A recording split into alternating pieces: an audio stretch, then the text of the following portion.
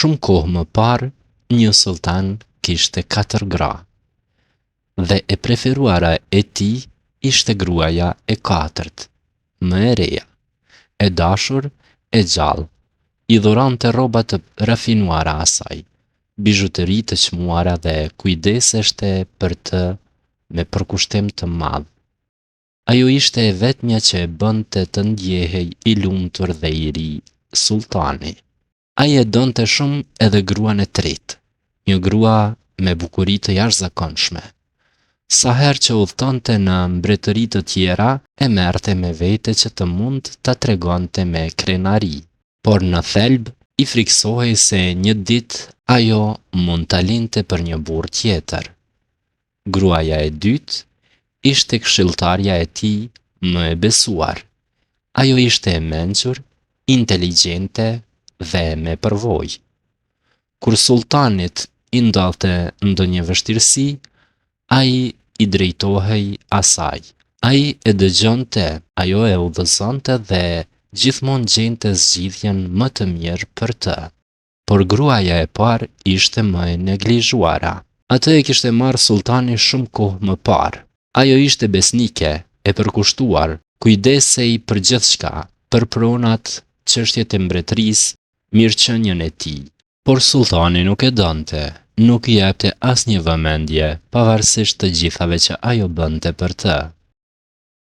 Një ditë sultani u sëmur keq dhe ndjente se po i afrohej momenti i tij i fundit dhe mendoi, kam jetuar në luks dhe dashuri, por do të vdes i vetëm.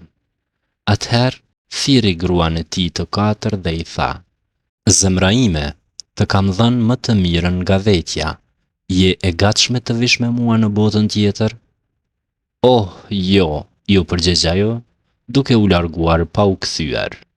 Fjalët e saj e goditën si shpata.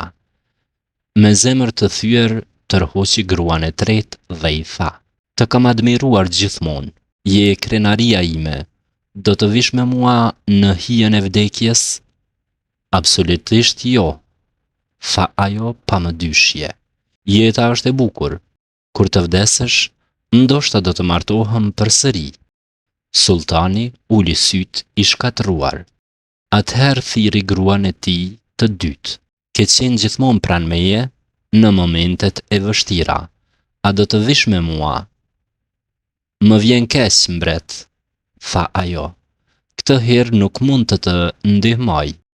Gjithçka që mund të bëj është të organizoj funeralin tënd më të bukur.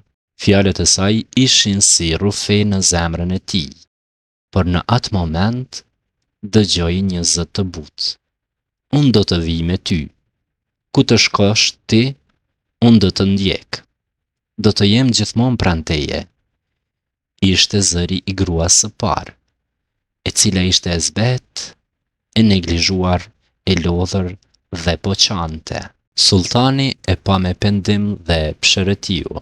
Duhej të kujdesesha më shumë për ty. Je e vetmja që kur nuk më ke braktisur. Pra, të gjithë kemi 4 gra. E 4-ta është trupi ynë. S'ka rëndësi sa kujdesemi, sa e zbukurojmë apo ushqejmë. Do na lër kur të vdesim. E 3-ta është karriera, suksesi, pasuria. Në fund do kalojnë në duart e të tjerëve. E 2-ta është familja dhe miqt. Janë pranë derisa jemi gjallë, por nuk mund të na ndjekin përtej vdekjes. Dhe e para është shpirti ynë. Shpesh është më i neglizhuari, por është e vetmja që do të na ndjek gjatë gjithë jetës, gjithmonë dhe në botën tjetër.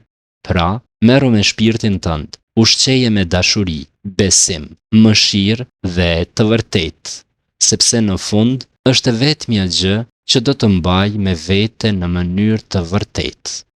Ky është morali i këtij tregimi. Sultani je ti, ndërsa 4 gratë në mënyrë metaforike janë ato që sapo i përmendëm.